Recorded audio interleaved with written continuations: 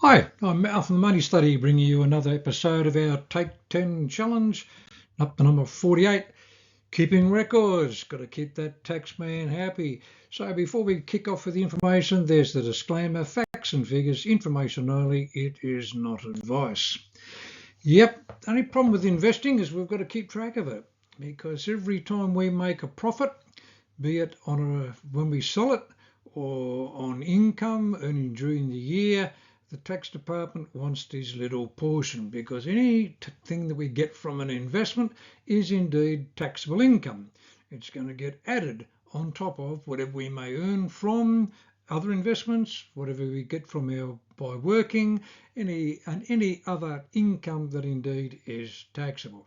So basically what it comes down to is, you can see here, and I've just taken this straight from the ATO website here, that effectively you must keep your buy and sell statement. So when we buy a share and sell a share, we'll be sent a statement, a little slip telling us what we bought and basically what we bought it for and how many we bought and so forth, and indeed what we then sell them for. They're effectively called a trade confirmation or a contract note.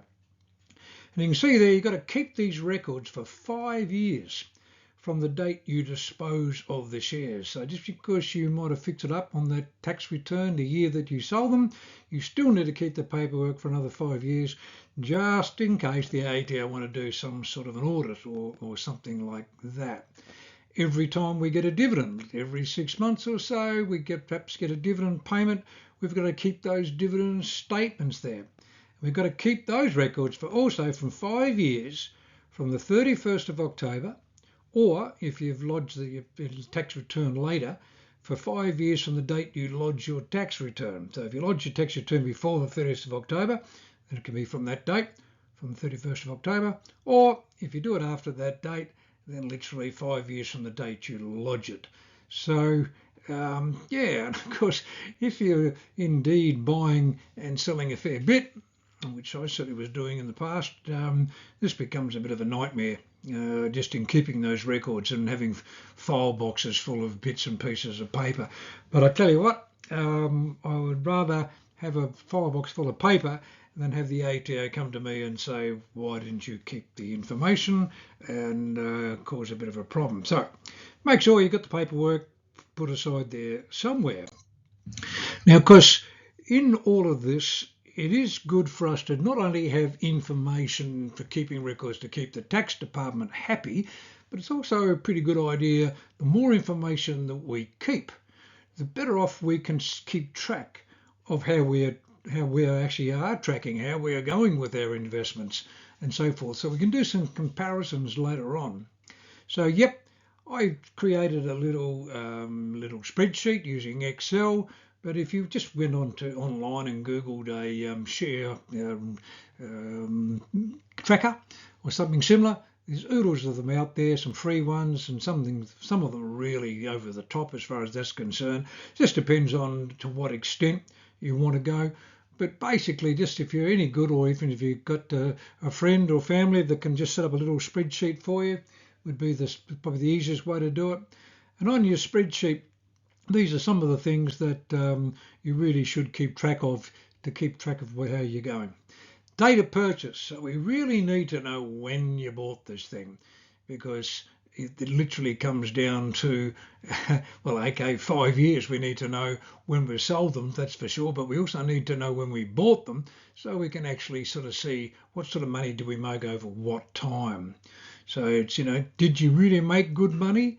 Because you see, when we went back to that rule of 72 on a very early session there, and when money can double, if you doubled your money over 20 years, that's not overly wonderful. Doubling your money in 10 years means you made 7%. So doubling your money over 20 is like about 3%. So if you've doubled your money over 20 years, it's not really that wonderful. But it sounds good. Oh, I doubled my money, but yeah, over what time? So keeping track of the date of purchase just gives us that sort of sense to actually do some numbers there to really see what sort of rate did we really make, and how does that perhaps compare to any of the readily available other investments. Definitely need to know the purchase price, because when we sell it, we're going to need to work out our capital gain. But we need to know the original purchase price, including the brokerage, meaning what did we actually pay to get in? Because the brokerage is indeed a cost, and costs getting in and costs getting out can indeed be subtracted from the capital gain. So it's reducing our tax expenditure if we can actually subtract any sort of brokerage fees there. And so that broken, even though it might only be small, if I can subtract $20 going in and $20 going out or whatever, an extra $40 that comes off the amount that I have to pay tax on, I'll do it, no problem at all. Obviously, we need to know any number of the shares we bought, how many we bought originally.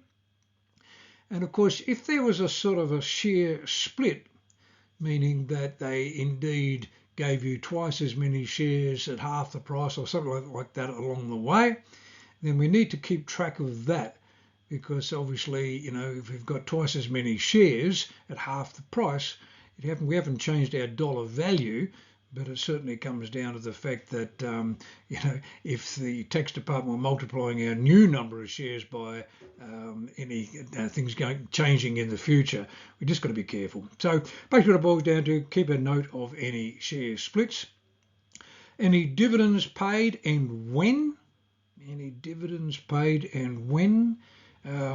or, if the dividends, the dividend paid is income in the year. And it's good for us to sort of say, if you've had these shares for 10 years, not just to add up the fact that they doubled their value, but okay, what did we actually collect year after year after year after year after year in dividend payments? And you may say, okay, even though the share price only doubled in 20 years, giving us a rate of 3% or so, but the fact that I was actually making 5, 6, 7, 8% every year in dividends, add all that up, and you can say, well, okay, including growth and dividends, I was making 8% or whatever the case may be, then you can go, okay, this was indeed worthwhile. So it's not just a case of looking at capital growth, it's also looking at our income as well. So if we get dividends paid, it's good to add all those up to get a total of what your overall value has been from this investment.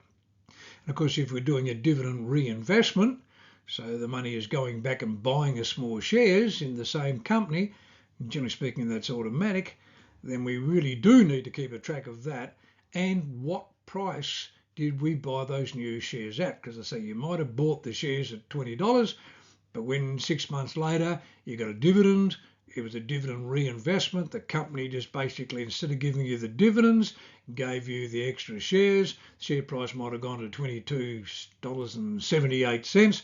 We definitely need to keep a track of that, because the tax department is going to want to know when you finally come to sell those shares. So we need the date, the price, and obviously everything we do. But of course, keeping a track of the profit and loss by literally working out, what do we actually make on these things. Therefore, good for our own knowledge to know was it successful or not.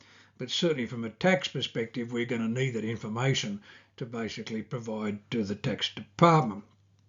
Now, of course, if you've borrowed money to do our share trading, yes, the interest on the borrowed money is an expense, and therefore we need to keep track of that. What interest did we actually pay on that? Because we can subtract that on an annual basis off any income that we derive, because it's an expense along the way. So we've already talked about this dividend reinvestment plan in the previous session there, but it really just interesting to see, in black and white, the ATO says if you opt into a dividend reinvestment plan, a DRP, so this is, just to reiterate, that's where instead of getting the dividends paid you as cash, they're giving you more shares in the same thing. You must pay tax on your reinvested dividends. The amount of the dividend received will form part of your cost base of the shares you receive. Keep a record of your reinvestment dividends to help you work out any capital gains or capital losses you make when you dispose of the shares. So this is what I've been saying, but this is black and white from the ATO, because it's amazing the number of clients I get who say, well, no, I didn't buy anything. I didn't buy any more shares. It was just the dividends. And I say, yeah, but that's more income. No, I didn't get it as income. I got it as shares. And yeah, it's all the fact that even though you've got the dividends as shares, this is still effectively, we've got the money, we just happen to have used it to buy shares with. So we have an income problem and we've got a capital gain problem caused by dividend reinvestment.